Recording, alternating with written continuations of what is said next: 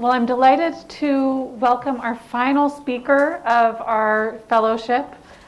This is Steve Okens. He is the Senior Advisor for McLarty Associates, which is an international strategic advisory firm. Before that, he served in the Clinton administration, Department of Transportation. He has lived in and worked in Singapore for about 20 years. And he's also the chair of AmCham's Asia Pacific Business Association. So as you all know, we already talked about China. He is here to talk about the other giant, the U.S. influence on Asian trade. And so with that, let's welcome Stephen.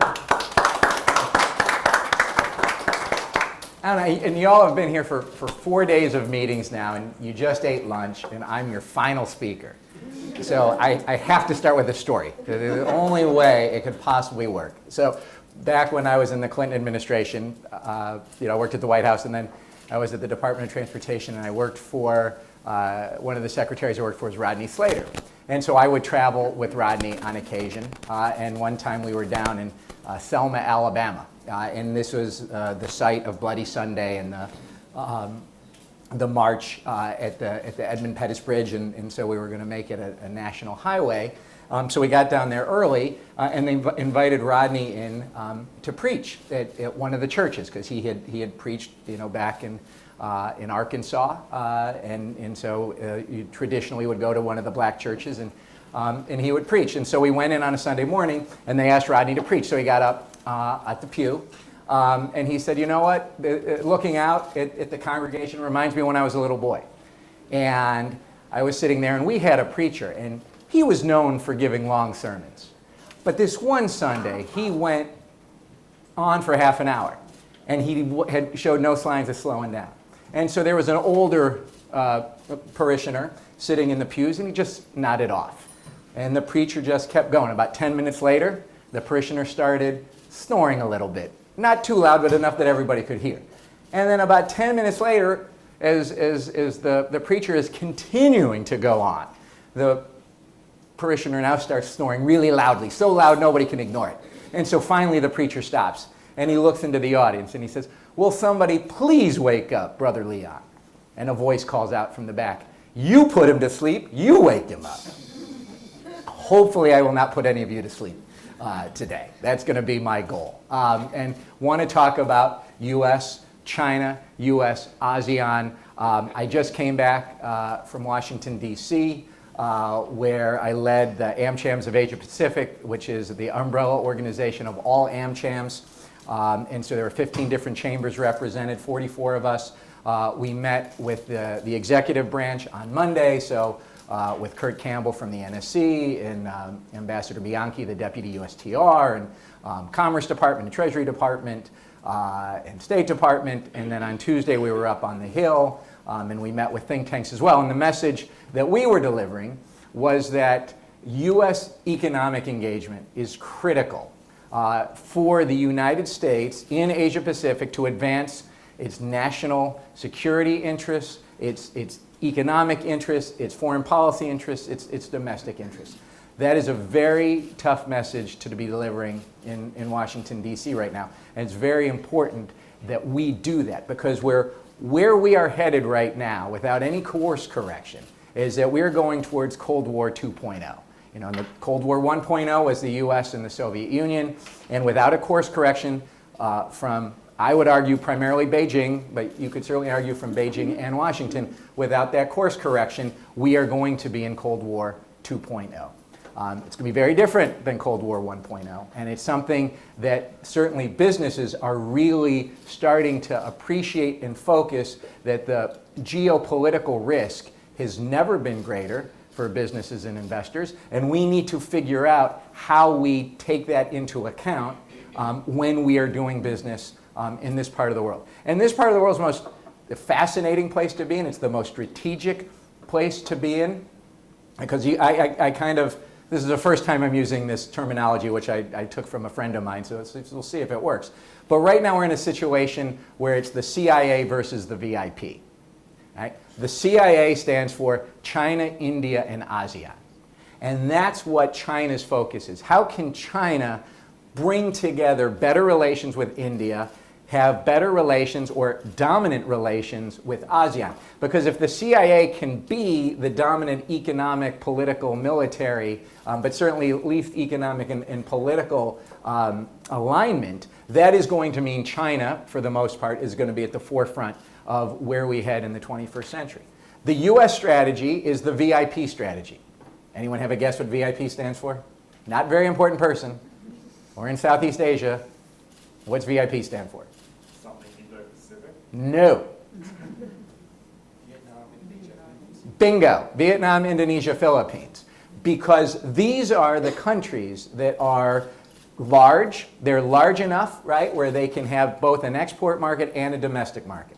They have a demographic dividend that is going to pay off, right? So these are not aging countries like China, right? Like Japan. These are countries with a very strong future because of their demographic dividend. And they sit in the place where you have the greatest competition, I would argue, between the US and China, right? Because you have an area which is militarily important, right? The second island chain is also militarily important, but it's not economically important, right? So you have a military importance here, you have an economic importance here, and you have 10 countries to some degree or another have all said we don't want to choose between the US and China. We want to engage with both, we want to trade with both, we want friendly relations with both. And that's why the ASEAN focus for the US and the US's like-minded countries and partners like Japan and Korea and Australia, why they are so focused on Southeast Asia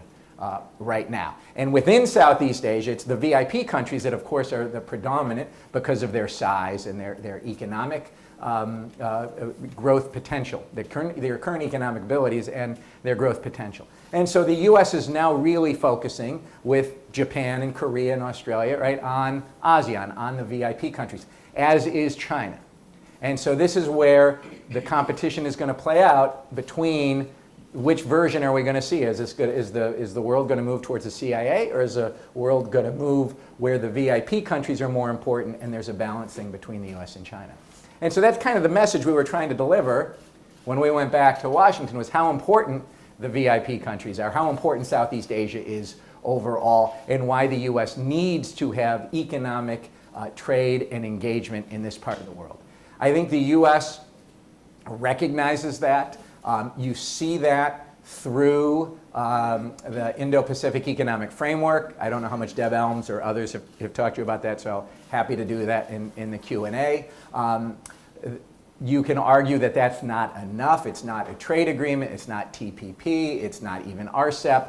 But it's something. And it's something that the U.S. can bring like-minded countries together, of which there are the U.S. plus 13 others, to build towards increasing economic engagement within that collection of 14 countries. So you do have that recognition from the U.S. And at the same time, you're going to try and figure out what's going on between the U.S. and China. Because if you look at what China has done and has been doing on the economic front, with forced technology transfers, with outright theft of intellectual property, if you look at what they've done on the human rights side in Xinjiang, in Hong Kong, you look at the aggressiveness they've got in the South China Sea and towards Taiwan, and if you see the skirmishes between China and India, you see, now I've had arguments with friends, do you want to say China's become more assertive or become more aggressive? They're one of those two things. But that is leading countries towards, we want to do engagement with both, especially in Southeast Asia, but we have to do it realistically. And so how is all this going to play out? So if the US and its like-minded partners can give them a reason to engage and give real benefits, they are going to take advantage of that because they have to do business and trade with China, because that's just the reality of this part of the world. I'm going to stop there and just see if anybody has any questions, comments. If anyone wants to disagree with me, that would be even better. Really quick, CIA or VIP both got big challenges to either happening. Which do you think is more likely? Well, I mean, that's the question for businesses is it can go in either direction. What is if the U.S. can really offer economic engagement, those countries are going to take advantage of it. Right? And it's now, so if you look at what happened, under the Trump administration went from the Obama, which had continued from others, which is, the multilateral system works best, working with our allies and partners work best, and that was, of course, the whole underpinning of the TPP, and then that, of course, gets dropped on day 3 of the Trump administration, and then the Trump administration goes to the bilateral approach, where we are going to take advantage of our market size, and we are going to dictate the terms with every single country that we trade with, so that we can advance our America First agenda. We are now back, towards working with like-minded partners in a multilateral rules-based world, but that may not last. Who knows what's going to happen in the midterms? And if the midterms give countries here pause that they think the Republicans and an America First type foreign policy, then it's going to be a lot harder to have that VIP versus CIA. And so countries ideally would like to see both. But there's so many unknowns right now. One is what's going to happen with the U.S. domestically, and the other is what is China going to do? I mean, from an economic perspective and a trade perspective, the COVID zero, of course, has been a disaster. And so you see countries are being forced to pull out of China for a couple of different reasons. Some of it's political, some of it is economic, and some of it is what China is doing. And the way, I think all businesses, not just U.S. businesses, but all businesses right now in China there's 3 Ps, right? Most businesses have paused when it comes to China, right? Again, most, not all, but most. They're not putting in any new money. They're going to continue to do business there. They're going to continue to manufacture there. They're going to continue to serve the Chinese domestic market. But they're pausing on any new investment because there's so many unknowns. How long is COVID going to be there? What are they going to do with COVID zero? What's going to happen with the Chinese economy after Xi gets his 3rd term? There's all of these questions. So you've got some have paused. Others are pulling back. And you've seen this pullback that's been going on certainly since COVID and maybe a little before. So the pullback is you had all your eggs in the China basket. Now you're going to pull some factory. You're going to stay in China to manufacture for China, but you're going to pull to Vietnam or to Thailand or Malaysia, right? That's the pullback. Then the third possibility, which no one has done yet, is pull out, right? That's what businesses have done in Russia. Russia, invades Ukraine. Russia commits all of these war crimes in Ukraine. It is untenable to be in Russia from either a sanctions perspective or because your employees or your customers don't want you there. So you just pull out and you lose. You don't care how much money you leave on the table. It's better to pull out and leave your money on the table than to take it with you. That hasn't happened in China yet. Could that possibly happen in China? No one ever thought that was a realistic possibility. But now people are starting to think, we need to be thinking through this. We need to start scenario planning about what a pullout from China would look like, both either because we're pulling out or because our supply chain has pulled out. So even if you're not in China, you're sourcing from China. What does that mean if that supply chain goes away? So all of that is on the table now. So it's pause, pull back, pull out. The pause is underway. Pull back somewhat, depending on the sector. Pull out, not yet, but people are worried about it. And that's why I said geopolitical risk is off the charts right now. And businesses are contemplating things they never had to contemplate before. How Indo-Pacific economic framework will be beneficial for the countries like Bangladesh?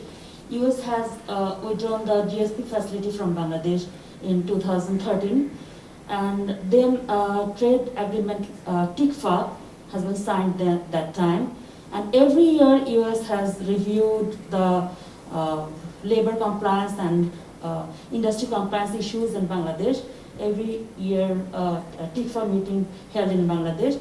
And the next one is on August, next month.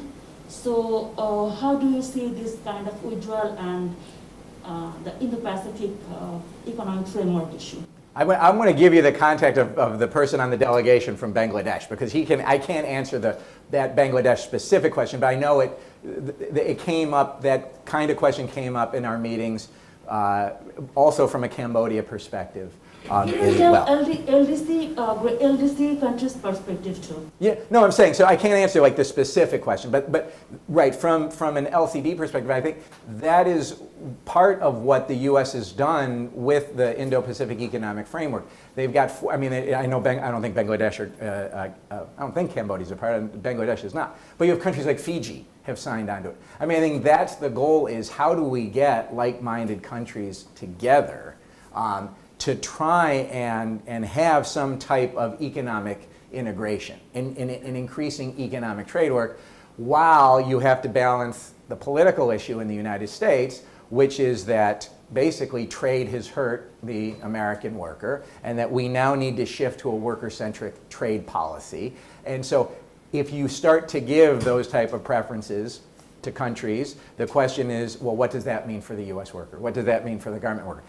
It's a political question. And so that's the kind of being between the rock and the hard place. What we're trying to advocate is, let's think of this from a national security, economic security perspective when it comes to trade. Not just, okay, you count one worker to one worker. You have to look at the broader benefits. It's very difficult. You talk about pulling out, pausing. What companies are these? Are these American companies, or? Because we heard yesterday that companies are still going into China. In fact, they're looking to expand and even invest even more at this point in time. So not all companies actually adopt this pull-out, pull thing. And because it's almost, this kind of conditioning in China is actually more nuanced than most people think. And second of all, you talk about 2.0, this Cold War. Is there an alternative to 2.0? Why do we have to be so hawkish about going towards that? Why can't two countries work together? Yeah.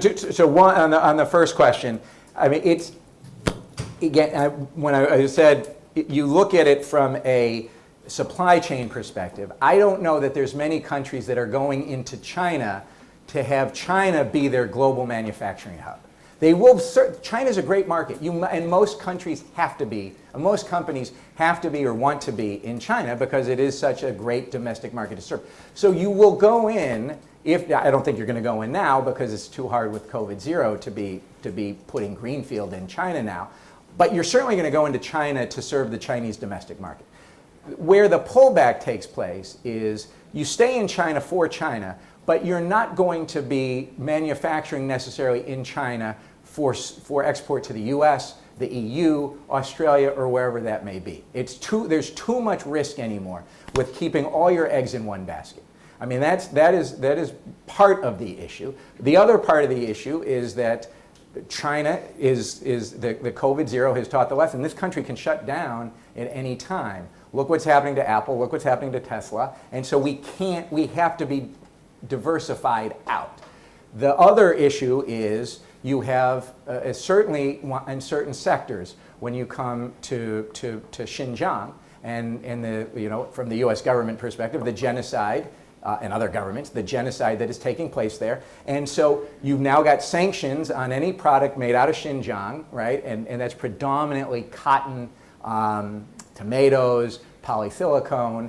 And so you've got to figure out where are you going to be sourcing from for those types of products.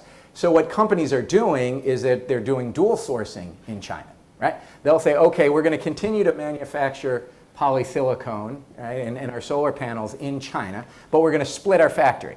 And so the polysilicone that comes from Xinjiang is going to be used for the solar panels we sell in China, but then we're going to take polysilicone outside of Xinjiang, manufacture that in China, and then export that to the US and other places where the sanctions don't exist. Then the problem you get into is you've got your customers in the US, EU, and they say, well, wait, we don't want to buy from somebody who's sourcing from Xinjiang regardless of where they're selling. So it gets to be very difficult to even comply with the sanctions. If you can comply with the sanctions, are your customers going to say, well, that's legal, but it's okay with us because you're complying with sanctions, even though you're still sourcing from Xinjiang for cotton, tomatoes, solar, whatever it may be. So those issues are very difficult for Western companies certainly to work for. And then you get the reverse, which is the Chinese consumer saying, well, there's no genocide going on in Xinjiang, and you're not going to use cotton from Xinjiang, then we're going to boycott you. and we're going to take your stores off of our maps so that you no longer can find H&M or whoever it might be when you use maps in China. They just disappear.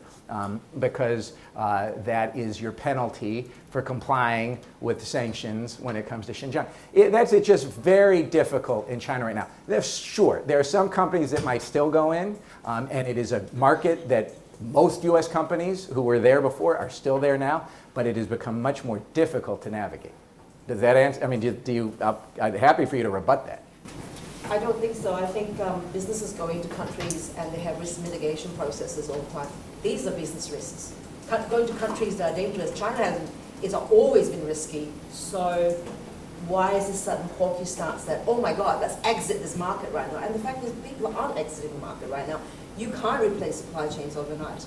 That's a fact. So I think to say that people are pulling out, pausing, I think it's the wrong narrative. I think there are opportunities in such places. And maybe some people are taking the long game with China, perhaps. So I don't think it's necessarily so. And the more I need ground evidence to see companies pulling out, pausing. And the fact is, a lot of people can't do that. They try to, but they can't. And that's where, and I agree with you. You only have so much capacity. Where you can pull back, where you can move some factories to Vietnam, you have. Where you can move some of your export to Malaysia or Thailand, you can. But there's so little, right? I mean, China is so big, and it's so well developed, and it is so efficient, you don't always have that choice. So when we were on the door knock, there was a person, based in Vietnam, and he said, if you want to pull 5% of the export market out of China, it's going to require a 70% investment in infrastructure in Vietnam. Right? And that's where you're going to need 70% more investment in asphalt, right? In ports, in the electrical grid, in human capital. And so it is very difficult to do that. And you can't, that's what I'm saying, you can't really, you can pull back a bit here and there, you can diversify or make your supply chain more resilient, but it is going to take, for it to really hit, it's going to take years. That's why the U.S. Senate just passed, I think they just passed what they call the CHIPS Act, right, which is to put $52 billion into the manufacturing of semiconductors, not that they're made in China anyway, right, but to put $52 billion into manufacturing. It's why they're trying to counter, right, and the Japanese have been doing this for a while, but trying to counter the Belt and Road Initiative, because China's putting the billions of dollars into infrastructure here. And now, like-minded countries, the US, Japan, Australia, others, need to put that type of infrastructure here. So businesses do have the choice to pull back, to diversify, make more resilient, whatever words you want to use. But you're right, it is very difficult to do that because there isn't the capacity. And that's the balance, right, that's trying to go on. Now, could there be whether we're headed to Cold War 2.0 or not, I mean, again, I'll give you kind of the U.S. perspective, right, is that what the U.S. is trying to do when it comes to China is, if you go back, maybe not from Nixon, but probably from President Carter through midway of the second term or first term of President Obama, right, the theory from the United States was the more we accommodate China and engage with them, the more they will become like us. And therefore, we are going to accommodate their rise. We are going to give them special preferences when they go into the WTO. Because what this means is that they're just going to become more like us. Now, that didn't happen. And you could say, well, the U.S. policymakers were silly to ever think that that was going to happen. So however you want to allocate the blame, there's no question that the engage and accommodate was the U.S. foreign policy consensus towards China. Bring China into the WTO, give them special rights to do so. Don't necessarily take aggressive enforcement action against them when they don't live up to their commitments, either the ones in letter or in spirit, and then they'll become more like us. And then the Obama administration, I think, during the Obama administration, the consensus became that was wrong. We were wrong. They are not going to become more like us. They are not going to become more liberal. They are not going to become more democratic. They are not going to have the same view of human rights that we have. And so the Obama administration approach was, let's work with like-minded countries and not with China. And that was through primarily the TPP, right? And then to do that, hopefully China will recognize that they need to open up and liberalize and stop with their forced technology transfers and stop with all of the cyber theft and stop with all of the unfair trade practices that they would take, like when the Australians would question where COVID originated, and then China punishes them through tariffs on wine. And so we're going to go differently. Now the Trump administration took the Obama policy and then went in a different direction, same direction, but in a different way with it, said, well, the way we're going to do this is not through working with like-minded countries. We are going to go after China, and we're going to go after them on tariffs, and we're going to go after them with sanctions. And for the most part, the Biden administration has kept that chunk of the Trump approach towards China, but then also returned to the Obama approach, which is do both. Let's keep the tariffs on. Let's increase the sanctions on China, but then let's also work with our like-minded countries through, right, the framework now is the Indo-Pacific Economic Framework. Now, I guess the question is it possible that China will allow that to happen? Right? The U.S. approach is, one phraseology of it is that we compete with China where it makes sense to compete on a business perspective. We're going to compete with them in Southeast Asia. We are going to cooperate with them when it is in our national interest of both countries to do so. And primarily, you could say that would be on COVID and climate, right, or future pandemics, right, and the climate disaster we're all facing right now. It's in the national interest of China, and it's in the national interest of the United States and everybody else to work together.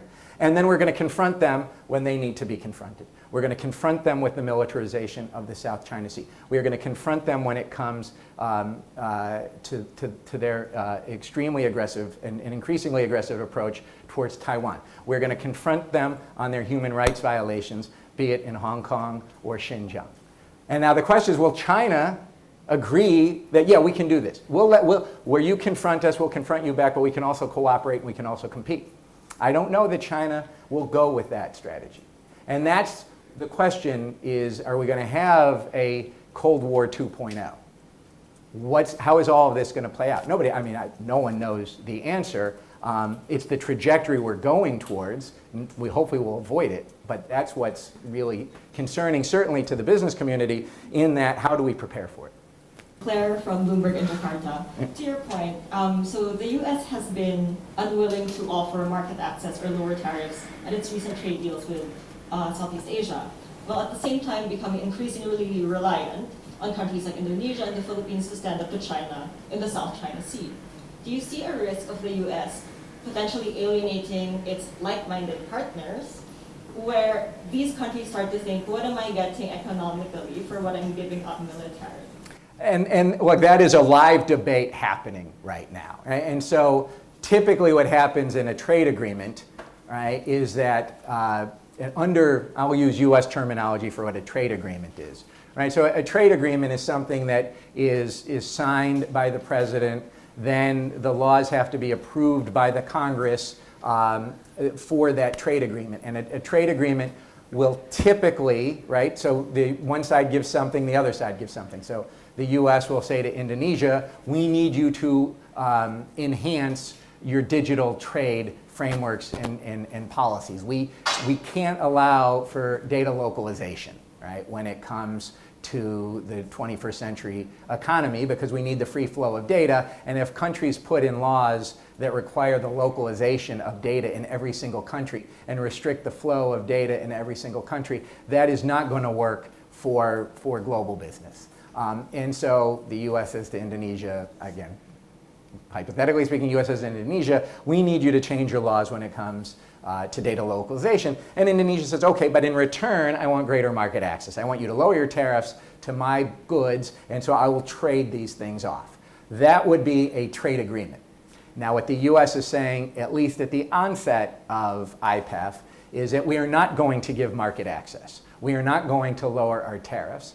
because that comes with all of these, it becomes politically impossible, according to some, to do this in the US.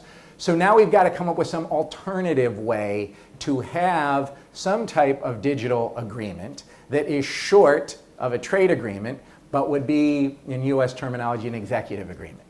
And so what the US will say is, maybe we can give you other things that would be helpful. Maybe we can do capacity building so that we can work with your businesses so that they can increasingly take advantage of the digital economy. Maybe we can do capacity building so that we can help you as data centers come in, get them built, but get them built in a green sort of way. So there's other things that you could have in an executive agreement, short of traditional market access, that would give a country like Indonesia, or any of the countries in the IPEF, the reason to sign on. That's what the dialogue, I mean, they had the first ministerial, I think it was Tuesday, and so it's going to take 18 months, however long it's going to take to figure this out. But that you're right, I mean, because the US is saying we're not going to give you traditional market access, we have to find other things to give you so that you will want to join up.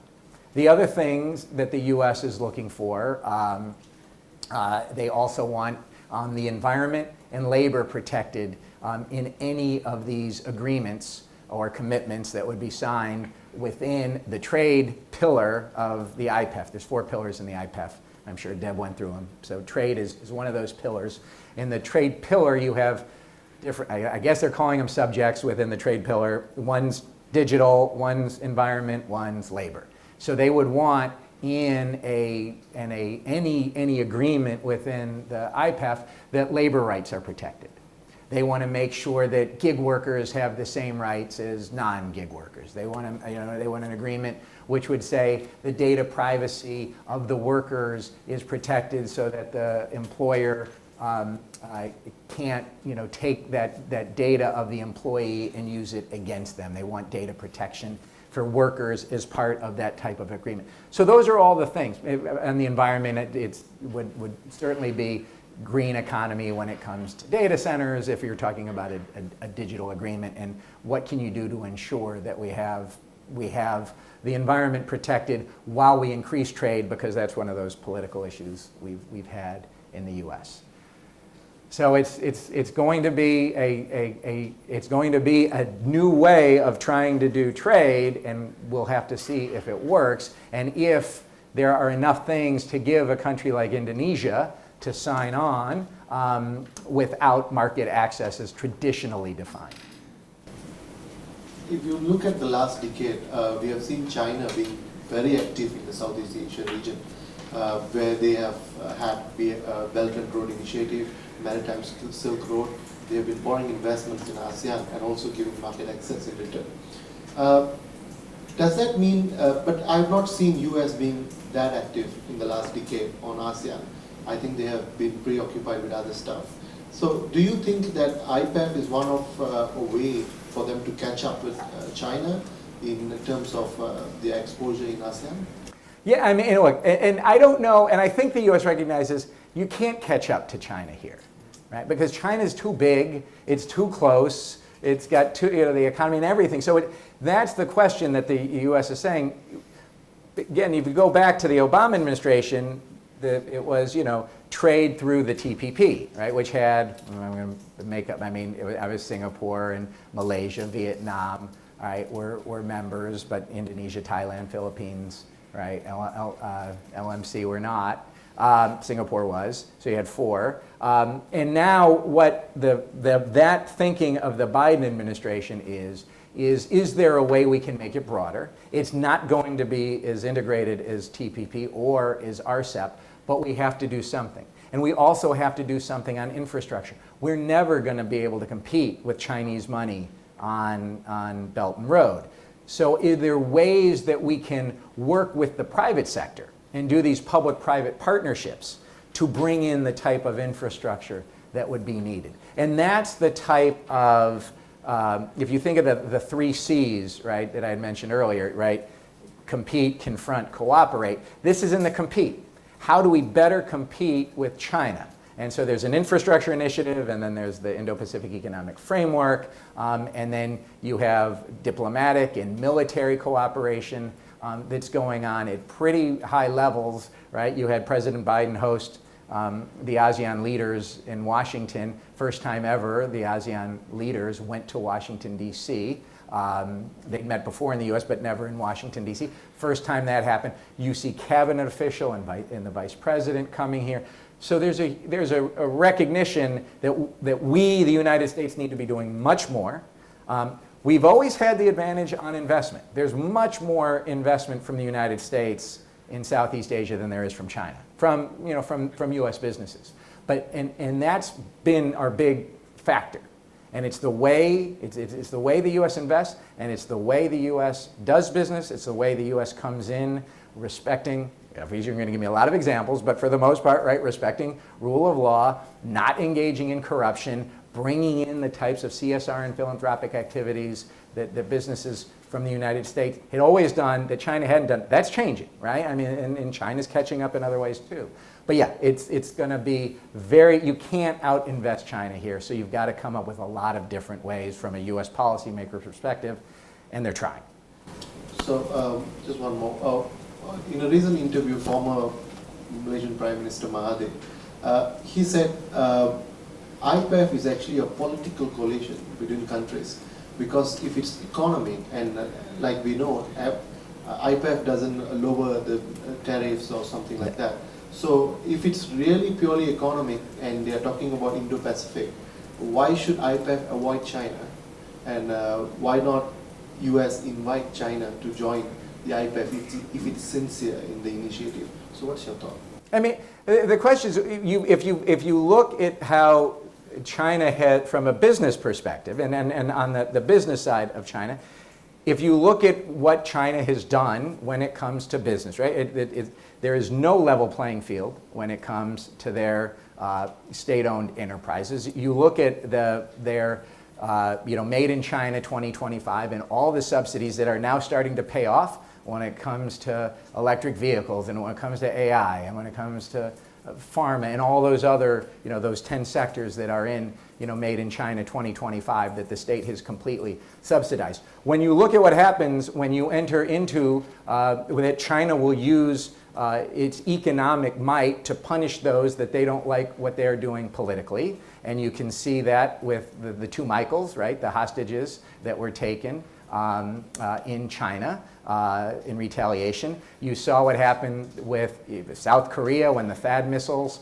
went into South Korean businesses, what happened to Philippine businesses in China when the Philippines took a case against China for the South China Sea. I mentioned what happened with Australian wine and the like when they questioned whether COVID originated in a lab or in the market. And so why do you want somebody like that, right, in a trade agreement when they don't live up to what their commitments would be? And so the thought for TPP, and I think it's for IPEF, if China's willing to live up to those high standards and those commitments, of course they're welcome. But they haven't yet. And so we're going to come up with our system, and other countries can certainly, when it comes to the Regional Comprehensive Economic Partnership that 15 countries are in, ASEAN and Australia, New Zealand, Japan, Korea, and China, by all means, sign up for that if you want to sign up for that.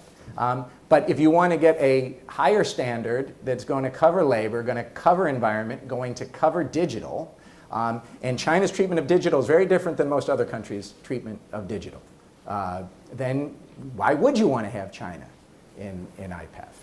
Work with China where you can work with them, and work with them on climate. Please, we should all be working together on climate, but not on digital trade. You said China is trying to quote CIA, right? And India and US is trying to quote VIP. But we see that, we have seen in 2020 one of the bloodiest border dispute between China and India. And the situation has not normalized yet. So where is it coming from? Where do we see China quoting India? Well, I think they're not yet. You see India banning, hundreds of Chinese apps from going into India. You see India banning Chinese manufacturing and investment from coming in. And so that's I'm saying that's what where China wants to go. If China can have good relations with India, and with ASEAN, that is going to be very difficult for the other, for, I don't want to say the West because Japan and Korea are involved as well, but for, U.S. and like-minded countries. That, I'm saying that's what we've got to see how that's going to play out. Right now, right, you've got India, which is in the Quad, right, the more military framework between, Japan, India, Australia, and the U.S. You've got India in the Indo-Pacific Economic Framework. You have India out of the RCEP. But you also have India, which did not put any sanctions on Russia, right, for the invasion of Ukraine, even though most other countries did, other than China. Right? I mean, the countries in who India is working with and partnering with, they all have sanctions. Singapore has the first, sanctions for the first time ever outside the UN framework since the sanctions in the 70s when it came to Cambodia. I mean, so it's totally, right? I mean, so that's the question. How can China, what's going to happen between China and India? And that's what I'm saying. That's why you've got this is the thing to watch as it plays out. So, but we haven't seen any overtures from Chinese side, but we definitely have seen signs from the US trying to quote India and take it in its fold, right? So, don't you think that it's the US which is trying to bring India rather than China trying to be friendly with India? I mean, where does... Oh, no, right now, I mean, clearly the US and India have a much stronger relationship than China and India. I mean, the question is, can China improve its relation with India? And it's really, India likes to have good relations with everybody, right? I mean, India has maintained some type of relationship with Russia, even though most of countries that it is working with have not. That's the question. Mohammed Daud Khan here from Pakistan. My question is, why the US is so interested in Asia as compared to South America? Is it because it is a huge market as compared to the population of Asia, or it's because of the China shock? Okay, it's a good question. I think part of it might be that it might also be that the U.S. has always seen, the Americas as its backyard, and so it never really, it doesn't have to engage to this, that it kind of maybe takes it for granted a little bit. I don't know, because I'm not focused on that part of the world so much. It could be a little bit of a part of it. You see the U.S. has changed that a bit here and there. I mean, President Clinton had a Summit of the Americas. President Biden just had a Summit of the Americas. But then you also have you've had Japan here, which was has been a huge economic engine for the United States, and now China is, that #1 economy. So I think it's much more I think part of it is economics, and part of it is, we have great relations with the Americas. We don't have to spend as much time there and we don't have the rivals there that we have here. I think that's part of it.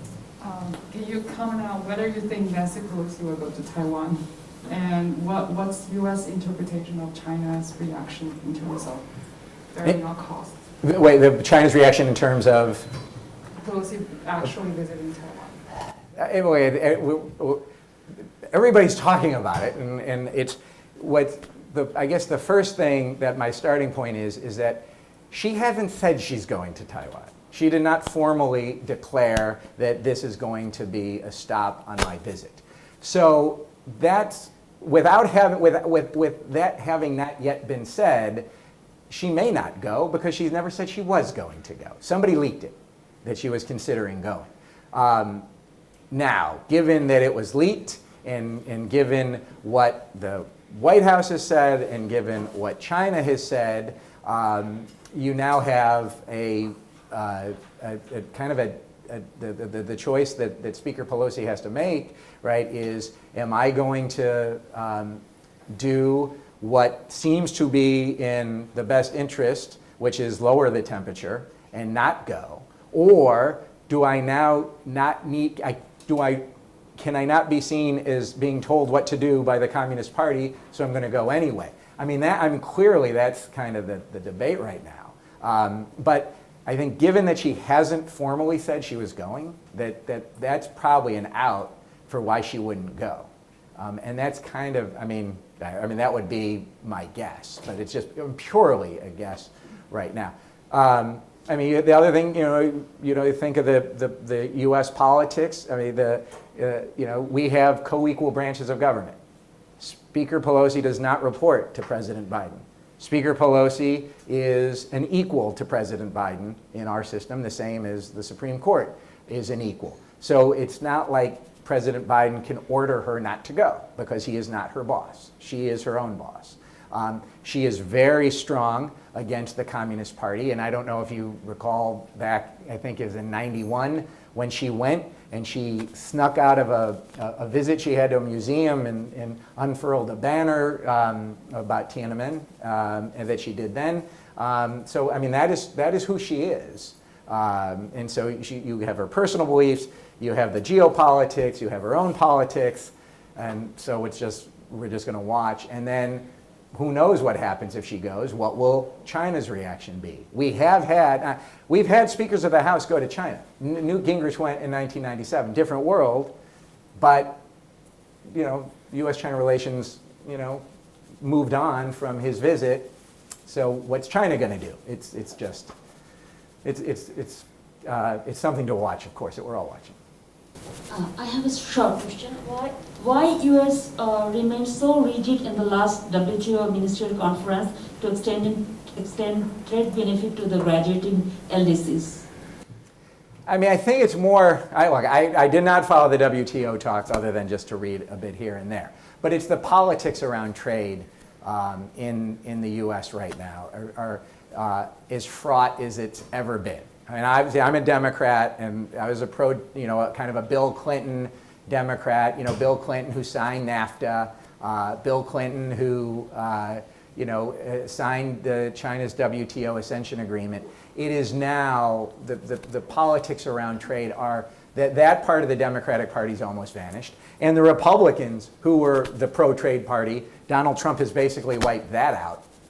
So the politics around trade in the U.S. are so fraught. It's not about what's the right economic thing to do. It gets into politics, and any vote on trade and any way the U.S. comes out is looked at through that lens. And so that's why you've got a framework like IPEF, which isn't a trade agreement, but they're trying to do something. Do you think such rigidity may leave any negative impact on trade relations between the South Asian countries and East U.S.? Well, I don't know what it led to, right, is RCEP in a way, right? So if you look at what happened, right, when the U.S., RCEP was going forward on a separate track from TPP, but when the U.S. pulled out of TPP, that gave more impetus for RCEP. And so now you've got the U.S. on the outside looking in on the Regional Comprehensive Economic Partnership. TPP goes forward without the U.S., becomes CPTPP. You've got the U.S. on the outside looking in. And so you've got the two biggest regional trade agreements here, and the U.S. hasn't entered into a new trade agreement. I've got to be very careful with that word. They haven't entered into a new trade agreement since the U.S.-South Korea FTA a decade ago. And in that time, there have been dozens probably of trade agreements. TPP or CPTPP and RCEP, but you've got EU, Vietnam, South Korea, Australia, Japan, Australia, China. You've got trade agreements all over the place. So it is hurting the United States, but that hasn't changed the trajectory of the U.S. approach to trade, except now trying to come up with some other way to work around the politics of trade in the United States. I'm bringing together my colleagues Prem and Mala's questions. You say that why would these countries want to work with China if they haven't upheld their promises on the world trade level? My question to you is that why has the US repeatedly tried to overturn the processes of the WTO, go against the appellate body, one, two, and how do you justify the US-China trade war, the single most, if not the worst breach of the world trade rules ever? So why would countries want to work with the US if the U.S. doesn't want to uphold world trade rules? Okay, the countries and countries want to work with China. The question is, do you want China in a trade agreement? And do you want China in a high-level trade agreement that's going to be touching on issues like digital trade and data privacy? That is a different question than do you want to engage in trade with China? Of course you do. Right? And of course countries, the United States does it, probably more than anybody. So it's not an issue of trade or no trade. We might get there. That would be a disaster. We might get there. But it's, do you want to have China in a high-level trade agreement? right? That's the question, right, that I was answering. And the answer was for TPP, the answer was no when it was negotiated. What's going to be really interesting to watch, and the U.S. is not, right, at the table anymore. China now says it wants to be in CPTPP. There are a lot of provisions in CPTPP, even those that were taken out on digital when the U.S. withdrew, that will be very, very difficult for China to comply with, especially when it comes to SOEs and competition with state-owned enterprises. So let's watch and see if those existing countries in the CPTPP, what will they do? Will they allow China into the TPP? That's going to answer your question. Now, if they do, then that's going to give you in one direction. Remember, the U.S. isn't involved in this. If they don't, China's asked to be in, but they don't get accepted in, then that's going to give you a different answer. And so I would say let's watch and see what happens on CPTPP and whether China's request to join and to begin negotiating their ascension occurs. What's the difference having them in a trade agreement or working with China? Well, why is that a problem? Okay, the issue would be if you have a trade agreement in particular with China, if you have a trade agreement with China and you're giving China market access and you're giving China lower tariffs and you're giving China all of these rights into your country, but China is not reciprocating. If China's not living up to the letter of the agreement or the spirit of the agreement, why would you're giving up something and you're getting nothing in return? Well, then you wouldn't enter into that agreement. That's the question that will have to be asked about China's request to join CPTPP. That's the issue that you run into. Look, the U.S. has lots of flaws on trade, and the approach on the Trump approach on all trade in WTO was very much arguably within the rules, but they said let's just break the system, right? It's not we're not going to cheat the system, we're just going to break this system. Now, when it comes to the trade war between the U.S. and China, I think this is where I've had many different issues with the Trump administration. But one of the biggest issues I had is that people were calling it Trump's trade war. It was not Trump's trade war. The trade war did not start from the U.S. to China. The trade war started with what China had done when it came. I walked through them. The forced technology transfers, all of the commitments it was not living up to, the cyber theft that was occurring. And so when the U.S. launched under the Trump administration what they call a 301 investigation, because that's the code in the U.S. law that dictates what the administration is allowed to do, then they took that investigation, they found you can go read that 301 filing. It's been a while since I read it, because it's a few years now. But it lists all of the violations that China undertook, and that under law, the U.S. was allowed to retaliate. And the U.S. retaliated for those violations of trade law through the tariffs, primarily, that were placed on the trade between the U.S. and China. And those tariffs remain in place for the most part.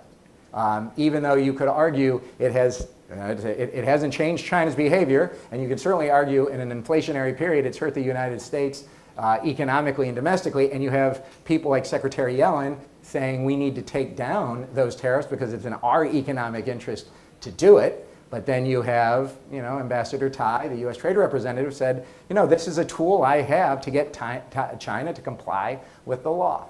And so that is what happened. And so I would, now I'll certainly say when the U.S. put tariffs on steel from Japan and Canada and Mexico and the EU, saying this was a harm to U.S. national security. I don't know how that argument was made with a straight face, and those tariffs were taken down.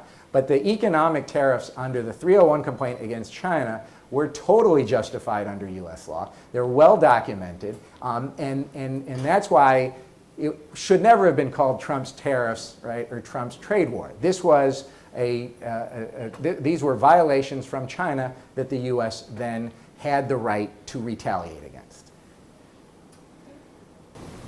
Hello, I'm from Vietnam. Yeah, so you mentioned about the Belt and Road Initiative of China. We know that in June, the group of 7, they launched an initiative, BGII, to compete with Belt and Road. But the Belt and Road, it covers a lot more countries, more than 100 countries, and maybe some countries prefer to work with China over US. So do you think like how effective this initiative will be, and how do the developing countries get benefit from this initiative? What about Vietnam? Well, I think there's two dynamics, and then the first question is on Belt and Road. Do you see, have countries felt that it's in their best interest to take that money for infrastructure? And you look at what happened in Sri Lanka and Malaysia and other countries, which said, well, this is a form of, this is a debt trap that China is putting on us, but we don't have, and so you've got that dynamic on the one side, and from what I read, China has changed some of the ways it has been engaging with other countries in terms of how much debt it is loading onto them. But then they had an alternative, and so what the U.S. and Japan or others are trying to come up is with an alternative. The governments can't compete with Chinese money, so what they're trying to do is work with investors and businesses to do these public-private partnerships. And that's the direction that the countries competing with China for infrastructure development have been doing. And that's what we're watching to see if they play out. And how is this going to work in countries like Vietnam and Malaysia and Indonesia, which have such an incredible need for infrastructure development. And as I'd mentioned in one question earlier, it's in the U.S. and other countries' advantage to have infrastructure improvements in Vietnam, because if you have the infrastructure investments in Vietnam, you can put more in Vietnam and less in China, which U.S. government policymakers think is in the U.S. interest. The whole, friendshoring, reshoring that people are trying to encourage more in the U.S. I have another question about Vietnam is a member of the IPF and RCEP as well. So how difficult Vietnam could get benefit from these agreements between China and the U.S.? Well, I think that's why as I said, this is the perfect illustration of why there is such competition here in Southeast Asia, not that you find in the Americas, not that you necessarily find anywhere else, because a country like Vietnam is in RCEP, in TPP, or CPTPP, in the IPEF, has a border with China, of course, but has a lot of Western and Japanese investment, and they want more investment in Vietnam because it is seen as a better investment from a supply chain perspective in the future. And that's why I'm saying that this is where the competition is taking place and why Southeast Asia is so fascinating to be in right now. And Vietnam and the VIP, but of the VIP, it's Vietnam that's really the center of it all. To what extent, we had a speaker earlier from the UNDP talking about human rights and supply chains. To what extent are human rights conversations happening when it comes to AmCham and their trade negotiations with China? I think regarding TPP, it was somewhat underplayed. For example, indigenous people's rights. Has that conversation changed since TPP?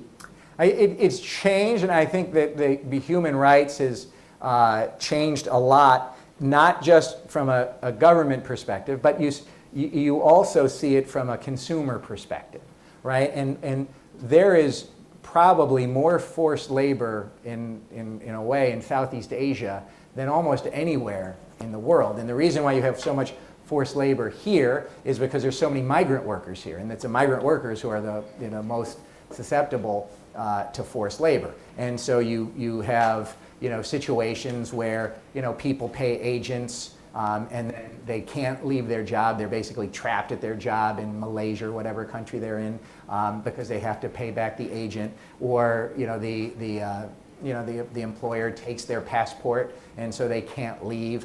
So there's all of this forced labor that's taking place all across Southeast Asia, but certainly Thailand and the fishing boats with Cambodians and the migrants in the palm oil plantations or in the factories that make PPE in like Top Glove in Malaysia, and you see it on the plantations in Indonesia as well. And so you're getting the push from both business and investors and in governments. And I do a lot of work on ESG, and I don't know if you saw The Economist that just came out that basically said ESG is more harmful than beneficial. I strongly disagree with that if it's done the right way. And so a big S in the ESG in this part of the world is sourcing and responsible sourcing and supply chains. And so that is changing, and it's certainly governments are focusing on it. And you have the U.S. Customs, Border and Protection, which is banning rubber gloves from Top Glove into the United States because there's forced labor there. You see it with the sanctions in Xinjiang primarily, but then you also see it with businesses that are requiring their customers, or the businesses have to have a supplier code of conduct. They have to do auditing, and part of that auditing is to make sure that there's no forced labor. So it's coming from all different directions. We've got a long way to go, but I think that is been a bright spot, and it's something that wasn't really on the agenda 5 years ago. I'm really glad that we left a lot of time for Q&A with this one. Steve, thank you so much for your perspective. Thank you. I think I connected with all of you on LinkedIn, so feel free. Reach out anytime. I think the last time I did one of these was in Hong Kong. Mm-hmm. When was that? 2019. Pre-pandemic. And there's still a couple reporters from there who continue to send me emails. And I'm Joe, happy on the record, off the record, any background, any connection, because you guys have such a great program. Awesome. Thank you so much. So I'm happy to help any way I can. Thank you. I really appreciate it. Yeah. Thanks. Thank you. Thank you.